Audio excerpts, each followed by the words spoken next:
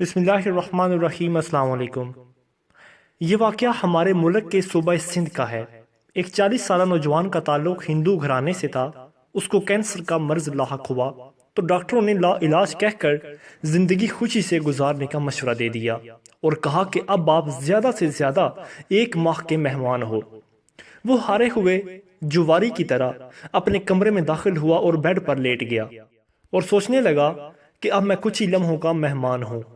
بیوی اس کے ساتھ پیار محبت کی باتیں کرنے لگی، لیکن میاں کی عدم دلچسپی بھانپ گئی۔ اصرار کرنے پر شوہر نے بتایا کہ اس کو بلڈ کینسر ہے جو آخری سٹیج پہ ہے۔ بیوی نے یہ سنا تو مسکرا کر بولی، آپ ایسے ہی پریشان ہو رہے ہیں، بلڈ کینسر بھی کوئی بیماری ہوتی ہے بھلا؟ میں آپ کو ایک ایسی چیز پلا سکتی ہوں جس کے پینے سے آپ مکمل طور پر صحت یاب ہو سکتے ہیں، لیکن میرے ساتھ ایک وعدہ کرنا ہوگا کہ آپ جب بھی صحت یاب ہوں گے تو جو میں کہوں گی وہ آپ کو کرنا پڑے گا، چاہے آپ کی رضا ہو یا نہ ہو۔ بولیں آپ تیار ہیں؟ شوہر حیران ہوا، جس بیماری کا علاج دنیا کے کسی ڈاکٹر کے پاس نہیں، اس کا علاج میری بیوی کے پاس کہاں سے آ گیا؟ میری بیوی کے پاس کون سا الادین کا چراغ ہاتھ لگ گیا؟ شوہر نے نہ چاہتے ہوئے وعدہ کیا۔ بیوی نے کہا ٹھیک ہے، آپ یہیں ٹھہرے، میں ابھی آئی۔ کچھ ہی لمحے کے بعد اس کی بیوی آئی تو اس کے ساتھ ایک جگ تھا۔ اس نے کرسی پر بیٹھ کر شوہر کو کہا کہ آپ کو جب بھی پیاس لگے آپ نے یہی پانی پینا ہے، دوسرا کوئی بھی پانی نہیں پینا۔ وہ نوجوان جب بھی پیاس محسوس کرتا تو اسی جگ سے پانی پیتا اور بیوی روز اس جگ میں پانی ڈال کر بھرا رکھتی تھی۔ بیوی کو نہ جانے کیا اعتماد تھا کہ اس کو شوہر کے آخری سٹیج کے کینسر کی ذرا بھی فکر نہ تھی، بلکہ وہ کینسر کو کبھی مرض ہی نہیں سمجھ رہی تھی۔ اس کے شوہر کو رہ رہ کر خیال آ رہا تھا کہ 1 مہینے بعد اس کی موت ہو جانی ہے اور اب زندہ رہنے کا کوئی چانس نہیں۔ کچھ دن گزرنے کے بعد اس نوجوان نے خود میں واضح تبدیلیاں محسوس کیں۔ 1 ماہ گزر گیا تو وہ حیران ہوا کہ بقول ڈاکٹر وہ تو صرف 1 ماہ کا مہمان تھا۔ وہ خود کو صحت مند محسوس کرنے لگا۔ لیبارٹری جا کر ٹیسٹ کروایا تو ایک حیرت انگیز انکشاف ہوا کہ آپ کا تو بلڈ کینسر ختم ہو چکا ہے۔ اس انکشاف سے اس نوجوان کو بہت حیرانگی ہوئی۔ وہ جلدی سے رپورٹس لے کر دوسری لیب گیا تو وہاں بھی یہی جواب ملا کہ آپ کا تو کینسر ختم ہو چکا ہے۔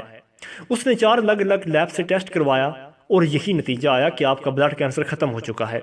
وہ دوڑ کر گھر آیا اور بیوی کو جھوم کر کہا کہ اس کے پانی نے تو کمال کر دیا۔ وہ اس پانی پینے کے بعد خود کو مکمل طور پر صحت مند محسوس کر رہا ہے اور لیب کی رپورٹس بھی یہی کہہ رہی ہیں کہ اب آپ کا کینسر ختم ہو چکا ہے۔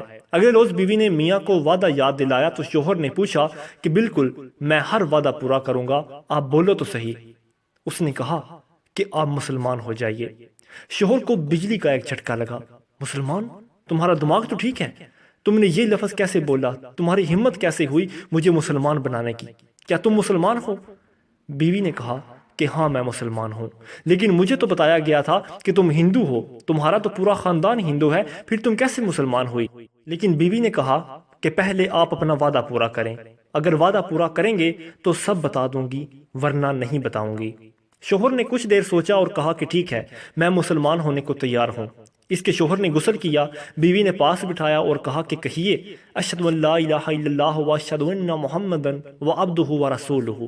اس نوجوان نے یہ کہہ کر اسلام قبول کر لیا۔ بیوی نے کہا کہ جب میں چھوٹی سی تھی اور سکول جایا کرتی تھی تو اس وقت میری ایک کلاس فیلو تھی اور وہ مسلمان تھی۔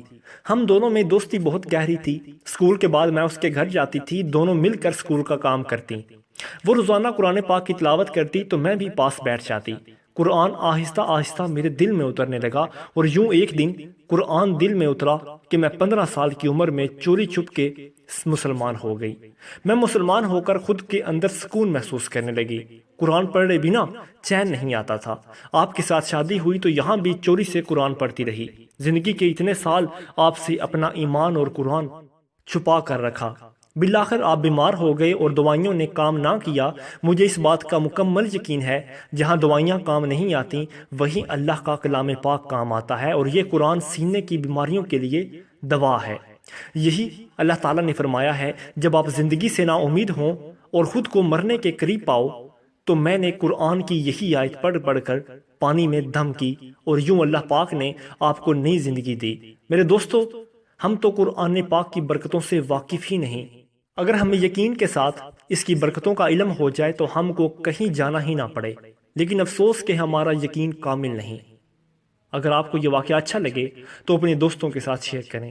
مزید اچھی ویڈیوز کے لیے ہمارے چینل کو بھی سبسکرائب کریں۔